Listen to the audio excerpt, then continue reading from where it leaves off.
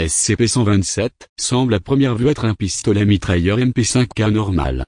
Des tests ont révélé qu'en dehors de la coque extérieure en acier, la totalité de l'arme à feu est organique et vivante. Les munitions de l'arme semblent être des non humaines. Cependant, les tests ADN des balles n'ont pas entraîné de correspondance pour toutes les espèces connues de la planète. SCP-127 dispose de deux modes, semi-automatique et entièrement automatique. Après épuisement du magasin de l'arme, il faut entre 3 et 5 jours pour bénéficier d'un nouveau chargeur de munitions. Les tentatives visant à retirer le magasin ont abouti à un échec, il semble être attaché en permanence à l'arme. SCP-127 ne semble pas être capable de se reproduire à l'heure actuelle et ne nécessite que de l'eau, du calcium et des protéines. SCP-127 a été initialement retrouvé dans la maison d'un certain Monsieur James.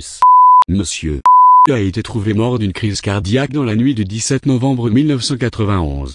Le rapport du médecin légiste indique que Monsieur mourut dans le courant de la matinée du 8 novembre, mais n'a pas été remarqué absent pendant plus d'une semaine.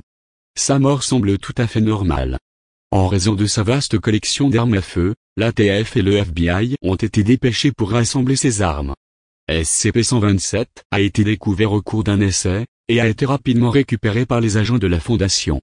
SCP-127 n'est pas considéré comme plus dangereux qu'une arme à feu normale du même type.